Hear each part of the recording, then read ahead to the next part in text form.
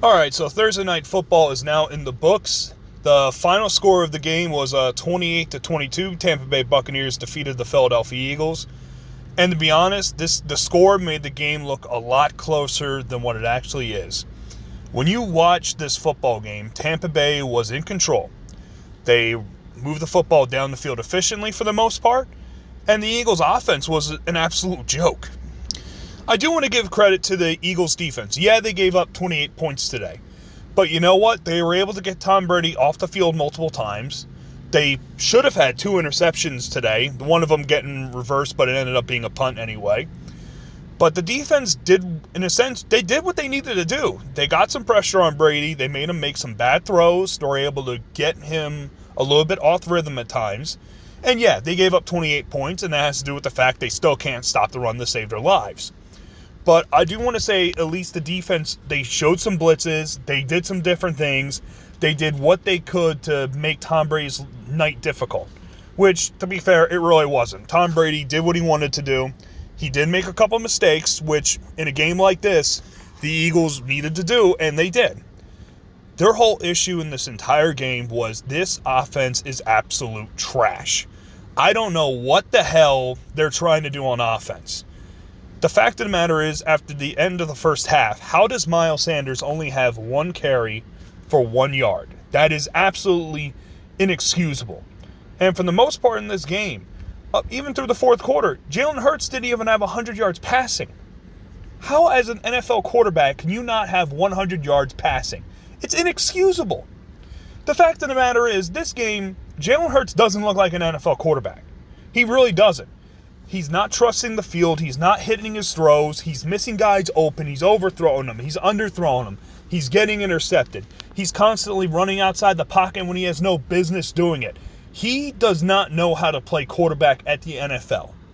And the problem is, it's hurting their wide receivers. Quez Watkins is getting open. Devontae Smith is getting open. Their guys are getting open.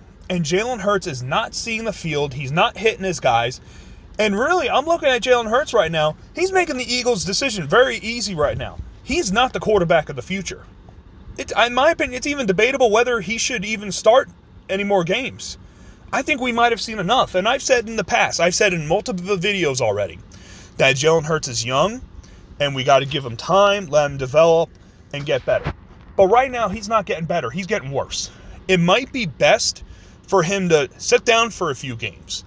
Watch everything. Relax. Take a back seat and see how everything's going.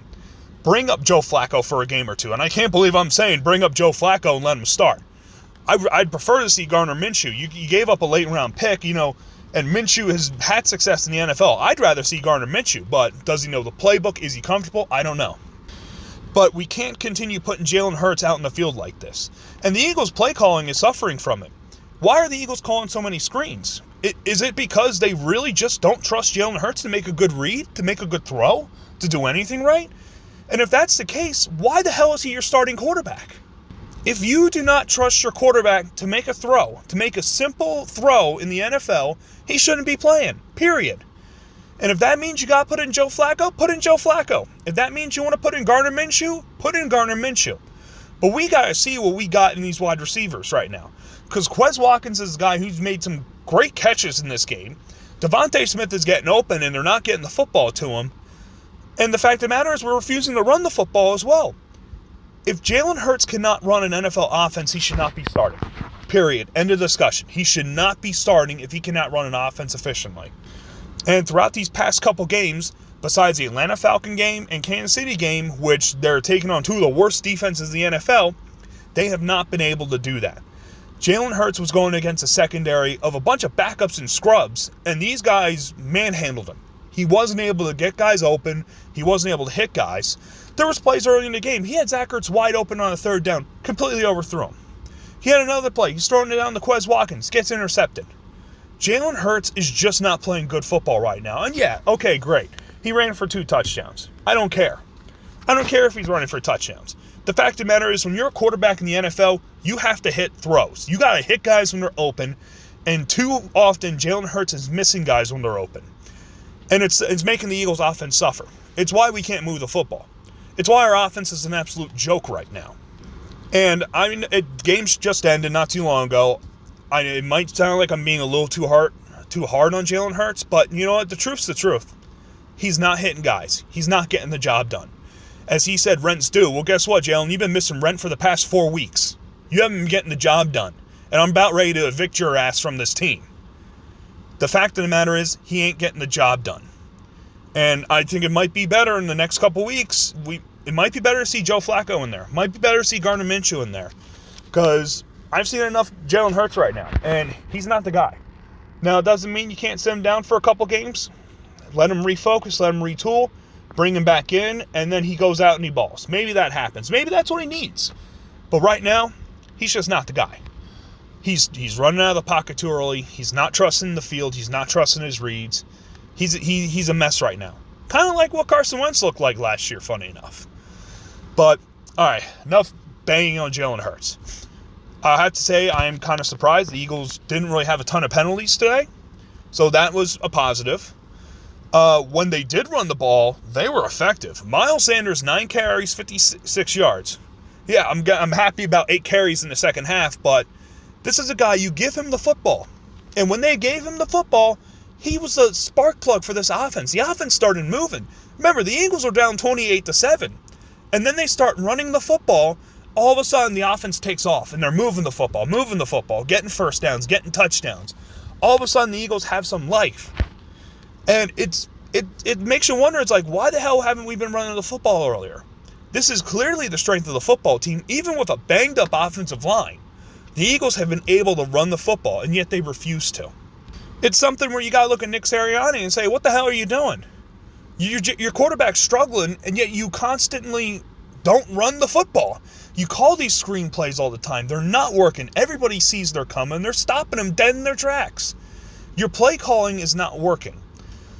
Now, hopefully going into this mini-bye after the Thursday night game, the Eagles can go ahead and regroup, watch the film, see what they're good at, and realize that maybe we should be a run-first football team. And if they do that, maybe they can go ahead and start stringing off a couple wins. After 5 games, the Eagles just got through the gauntlet of their schedule. These were all their tough opponents. These were all their difficult games. They got through them already. And they're 2-4, which is kind of about where I thought they'd be right now. Now they go ahead and get ready to take on the Raiders next week, which after their situations with Gruden, they can have a chance to steal that game and maybe steal a few more games on the way. But the fact of the matter is, this offense has just been a joke these past few weeks. And unless some major changes are made, I don't see anything changing right now. Jalen Hurts ain't playing good. We're not running the football. Our offense is a joke. And it doesn't matter if our defense is actually competent out there. It really doesn't. If your offense can't move the football and your defense is on the field for 30-plus minutes, you're not going to do anything good in the game. You're going to lose. You're going to get your butts kicked. And the fact of the matter is, for most of this game, that's what was happening. Tom Brady had time. He was able to find Antonio Brown open for most of the game. They ran the football effectively with Leonard Fournette. And there was nothing the Eagles could really do. Now, the Eagles' defense stood up at times. They made some plays. They got some pressure on Brady. They did some different things. Going against Tom Brady, it's a tough matchup. And there were times it looked like the Eagles were going to be getting crushed and give up 40. But they didn't. They went ahead and held at times. Yeah, maybe Tampa should have went for it on a couple of those fourth down plays. But the fact of the matter is, they didn't. And then when they did, they got stopped. So I will give the Eagles defense credit. They battled. They fought hard. They didn't give up to the end, which that's a good thing. The good thing is this team was able to rally, and they did make a comeback.